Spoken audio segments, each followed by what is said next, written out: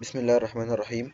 في الفيديو ده ان شاء الله هيكون اول حاجه من فيديوهات المراجعه، هنتكلم فيها عن حاجه اسمها الباوندري تريتمنت. الباوندري تريتمنت ديت لازم تكون موجوده مع اي ماتريكس هتكون موجوده عندنا في المساله، سواء كانت فلتر، سواء كانت الجلوبال ديريفاتيف او البريوت او السوبل.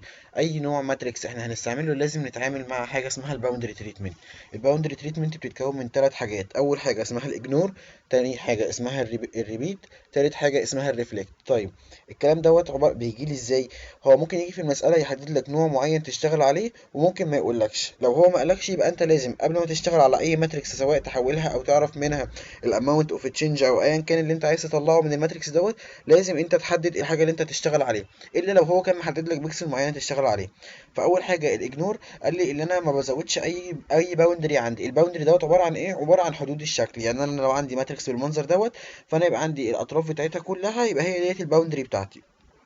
فانا في النوع الاولاني اللي هو الاجنور، انا ما بزودش اي حاجه، او بمعنى تاني ان انا البيكسلز اللي موجوده في الباوندري عندي هتنزل زي ما هي بعد التحويل. يعني انا هعتبر لو كانت مثلا دي 10، يبقى بعد التحويل برضو هتفضل 10.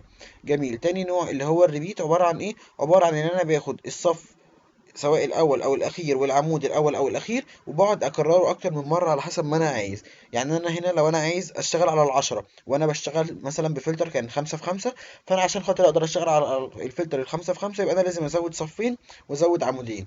يبقى انا هنا بحدد او بضيف عدد الصفوف او عدد الاعمده على حسب ايه عدد التكرار اللي انا عايزه. طيب تمام. انا دلوقتي هزود انا دلوقتي بجيب الصف او العمود اللي هو اللي بيكون في الباوندري بتاعي، وبقعد اكرره اكتر من مره على حسب ما انا عايز. طيب تمام. الريفلكت عباره عن ايه؟ الريفلكت عباره عن ان انا الماتريكس بتاعتي بتكون سي 3 في 3، وانا عايز اشتغل نفس الكلام على العشرة، فعشان اشتغل على العشرة يبقى انا لازم ازود صفوف واعمده. طيب انا هعمل ايه؟ قلنا ان احنا في الاول هنبدا نزود الصفوف فوق وتحت، بعد كده ناخد العمود ده كله نكرره يمين وشمال. طيب تمام. يعني ايه؟ يعني انا دلوقتي عايز ازود الكلام ده، عايز ازود صفين وعمودين على الماتريكس ال 3 في 3. يبقى انا الاول ال10 وال20 وال30 هزودها فوق، بعد كده هاخد ال13 وال50 وال30 ازودها فوق. الريفلكت عباره عن ان هي مرايه، فانا بعكس. يبقى انا عكست الصف دوت، اعكس الصف اللي بعديه. هاجي تحت، يبقى انا اول حاجه هزود ال10 وال15 وال40، بعد كده هزود ال13 وال50 وال30 بعدها. جميل. اخد العمود ده كله اكرره هنا.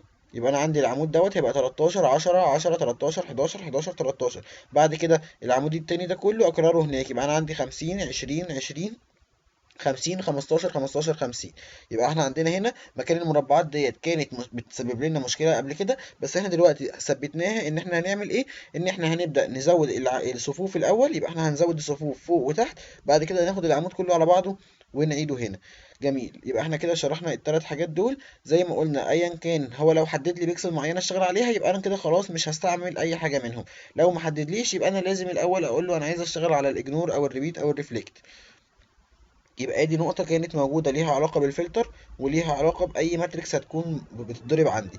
إن شاء الله كده تكون واضحة، وشكرا والسلام عليكم.